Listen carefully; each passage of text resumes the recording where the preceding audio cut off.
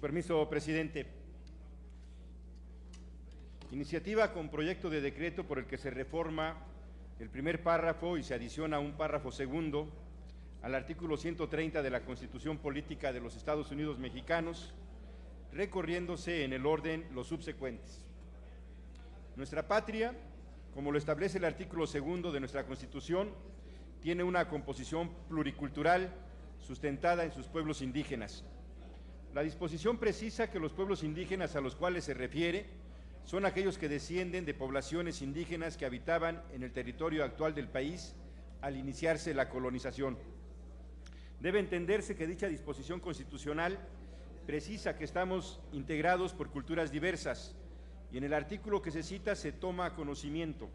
la referencia a tan solo de una de ellas, la indígena, pero no la de otras más.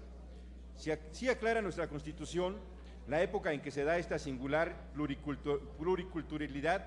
cuando ocurre en el territorio nacional la colonización, la cual es un hecho histórico precisable, al igual que las circunstancias y los problemas culturales relacionados a la forma en que las poblaciones indígenas fueron afectadas e ignoradas por la colonización española. El acontecimiento histórico no es precisado por nuestra Constitución y por ello no incurre en una omisión,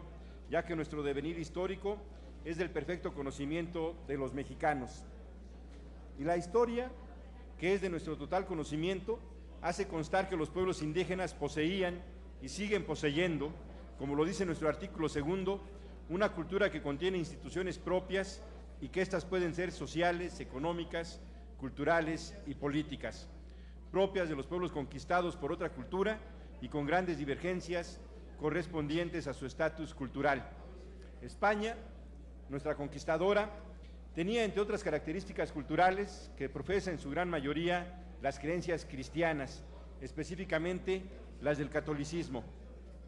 La concepción indígena incluía en sus conceptos culturales aquellas de tipo religioso que regían a su grupo, al igual que su idioma y muchas otras notas de identificación distintas a las del pueblo conquistador.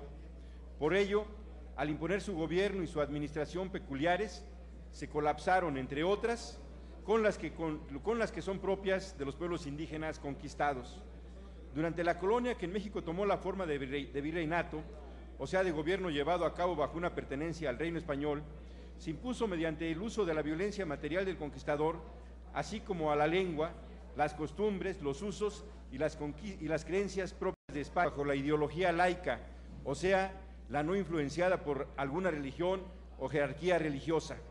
A la fecha, se ha obtenido que la Cámara de Diputados apruebe el reconocimiento constitucional de que México constituye desde sus primeros inicios un Estado independiente y laico,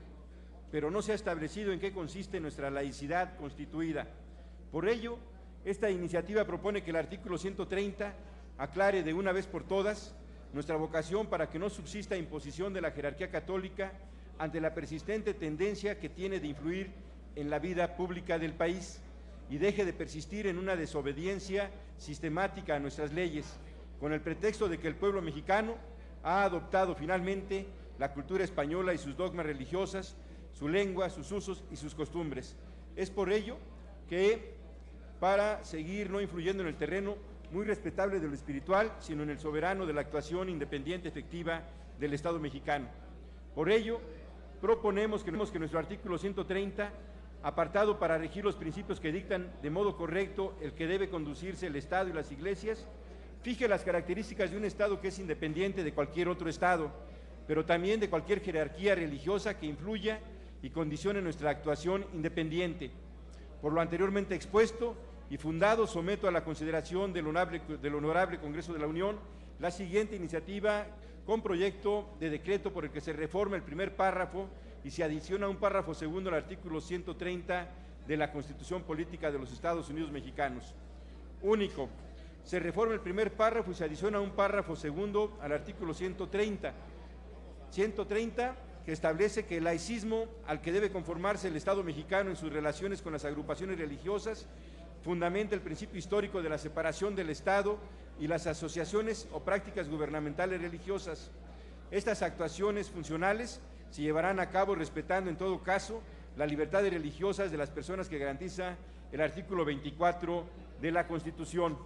Por ello, los poderes de los estados se mantendrán ajenos a esas creencias y prácticas religiosas conforme a lo ordenado por el artículo 3º para la educación. Dichas relaciones se practicarán de acuerdo a las bases que se establecen a continuación. Y se propone un artículo transitorio que